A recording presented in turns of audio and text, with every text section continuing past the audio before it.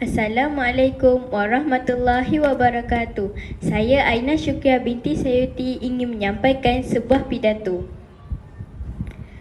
Andai patah sayap Raja Wali, bertongkat jua saya kemari. Bukan untuk bermadah saya ke sini, tetapi untuk kita sama-sama menghayati, mendalami dan menyelami mauduk bicara yang berbunyi berbudi bahasa memartabatkan bangsa. Sekalung apresiasi saya hulurkan buat saudara pengerusi kombinasi intelektual kehakiman berbisi, guru-guru yang saya hormati, seterusnya hadirin hadirat yang dikasihi dekat di hati. Assalamualaikum buat anda yang sudi melapangkan masa. Apa khabar penutur bahasa Melayu tercinta? Hadirin sekalian, budi bahasa budaya kita. Inilah antara ungkapan yang menggambarkan peri pentingnya kita sebagai penutur bahasa Melayu tanpa mengambil kira latar belakang bangsa di tanah air yang tercinta ini menjadi masyarakat yang dikenali sebagai masyarakat yang beradab. Bahasa yang kita tuturkan berupaya menggambar sasiah kita. Kesantunan berbahasa yang kita perjuangkan dalam kalangan masyarakat penuturnya telah mengangkat martabat masyarakat di negara kita sebagai masyarakat yang peramah, bersopan santun, berbudi pekerti mulia dan berbudi bahasa. Kita dikagumi oleh masyarakat di serata dunia kerana perpaduan jitu di kalangan masyarakat yang berbilang kaum tanpa melihat kepada perbezaan warna kulit atau bangsa iaitu sama ada Melayu, Cina, India, Kadazan, Bajau dan lain-lain lagi. Kita menggunakan bahasa yang satu iaitu bahasa Melayu tanpa prejudis.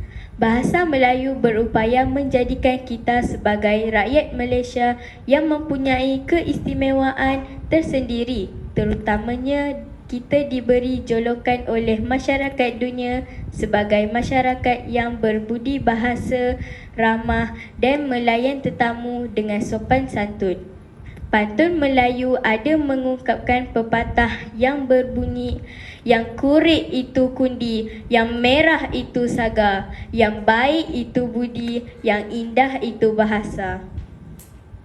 Hadirin yang saya hormati sekalian, demikianlah indahnya pantun Melayu yang menggambarkan betapa kesungguhan nenek moyang kita menjaga adab dalam pergaulan, terutamanya daripada aspek pertuturan. Gurinda Melayu juga ada mengingatkan kita akan peri pentingnya kita sedaya upaya mengekalkan kesantunan dalam berbahasa. Antara lainnya berbunyi, kalau cakap tidak cermat, tentu kamu tidak selamat. Kalau cakap tidak cermat, kalau kelakuan tidak hormat, tentu hidup tidak selamat. Negara kita telah meletakkan budi pekerti sebagai batu asas dan tunjang dalam pelbagai dasar dan falsafah pembangunan negara daripada rukun negara sehinggalah kepada wawasan 2020. Budi ialah pekerti yang baik atau akhlak terpuji. Manusia akan dipandang mulia jika berbudi.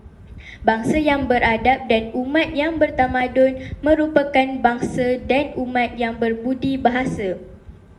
Budi dan bahasa tidak akan terbalas dan bukan untuk dibalas. Budi dan bahasa yang murni akan terus kekal menjadi kenang-kenangan suci yang abadi.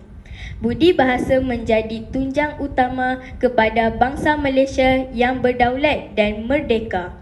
Budi bahasa budaya bangsa kita, bangsa Malaysia. Tuan-tuan dan puan-puan serta rakan-rakan yang disanjungi, dalam zaman yang serba baru dengan canggih teknologi dan era globalisasi, kita tidak boleh menafikan bahawa tempias budaya asing yang kian menular terutamanya melalui media elektronik sedikit sebanyak menjejaskan kemudian budaya budi bahasa dalam masyarakat kita. Kehidupan cara moden disertai dengan cabaran dalam dunia tanpa sempadan.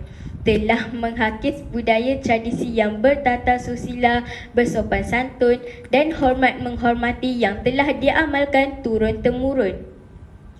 Buktikan kepada semua bahawa kita hebat dan dikenali kerana budi bahasa yang tinggi.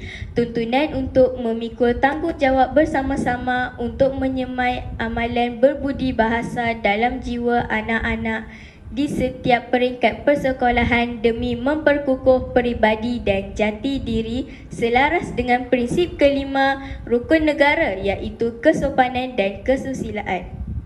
Perkara ini juga termaktub dalam falsafah pendidikan kebangsaan. Kita perlu melihat perkembangan seseorang dari segenap aspek termasuklah budi bahasanya yang menjadi lambang peradaban berbangsa. Sekian sahaja pidato saya untuk kali ini. Saya memohon maaf sekiranya tersilap kata dan ada tutur kata saya yang mengguris sesiapa sahaja dalam dewan ini sepanjang saya berpidato tadi. Sesungguhnya, berbudi bahasa itu sangat dituntut tidak kira di mana jua kita berada. Martabat sesuatu bangsa terletak kepada budi bahasnya. Sekian, terima kasih.